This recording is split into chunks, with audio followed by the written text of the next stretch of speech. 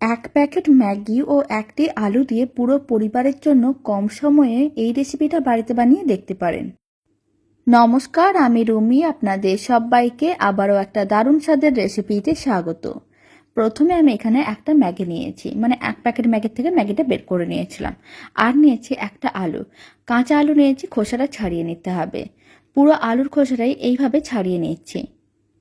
আলুর খোসাটা ছাড়ানো হয়ে গেছে, এখন খোসাগুলোকে রেখে দিচ্ছি। আর এদিকে একটা কড়াইয়ের মধ্যে বেশ কিছুটা পরিমাণ জল নিয়েছিলাম, তার মধ্যে ম্যাগিটা দিয়ে দিলাম। মানে ম্যাগিটাকে সেদ্ধ করে নিতে হবে। আর খোসা ছাড়ানো আলুটাকে নিতে হবে, গ্রেটারের সাহায্যে গ্রেট করে নিতে হবে। আর এখানে আমি একটা আলু নিয়েছি, আর মিডিয়াম সাইজের একটা আলু নিয়েছিলাম। গ্রেটারের সাহায্যে পুরো আলুটাকেই গ্রেট করে নিয়েছিলাম।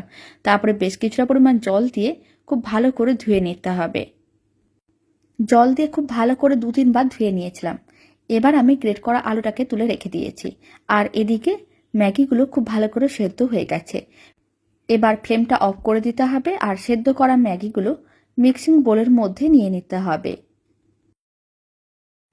এবার মিক্সিং বোলের মধ্যে দিয়ে দিচ্ছি 2টো মিডিয়াম সাইজের কুচনো পেঁয়াজ। একটু পেঁয়াজটা বেশি করে দিলে খেতে অনেক বেশি ভালো লাগে। আর 3টে কুচনো কাঁচা লঙ্কা দিয়ে দিলাম। আর দিয়ে দিলাম হাফ চামচের মতন আদা রসুন বাটা।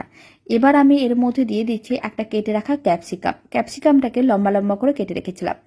আর আমি দিয়ে দিলাম ম্যাগির মশলা।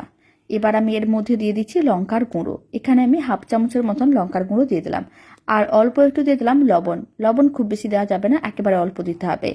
আর 4 চামচের মতন দিয়ে দিচ্ছি কর্নফ্লাওয়ারের জায়গায় আপনারা অ্যারারুটও দিতে পারেন। তারপরে সমস্ত উপকরণগুলোকে একসঙ্গে খুব ভালো করে মিশিয়ে নিতে হবে। আর কোনো রকম জল দেওয়া যাবে না, এইভাবেই শুকনো করে সমস্ত উপকরণগুলো মিশিয়ে নিতে হবে। সমস্ত উপকরণগুলো খুব ভালো করে মেশানো হয়ে গেছে। এখন একটা ডিম নিলাম, আর ডিমটা দিয়ে দিতে হবে। আর ডিমটাকেও খুব ভালো করে একসঙ্গে মিশিয়ে নিতে হবে। খুব কম সময়ের মধ্যে রেডি হয়ে যায়, আর খেতেও বেশ ভালো হয়।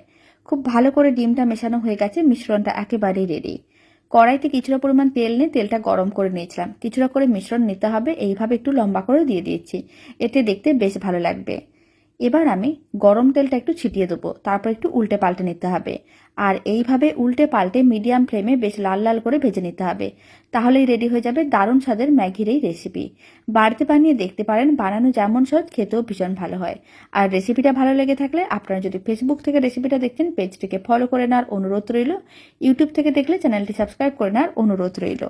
উল্টে পাল্টে বেশ ম্যাগির পকোড়াগুলোকে লাল লাল করে ভেজে নিয়েছিলাম। এবার তুলে আমি একটা প্লেটের মধ্যে সার্ভ করে নিয়েছি। আর বাকি মিশ্রণটা দিয়ে একইভাবে রেডি করে নিতে হবে।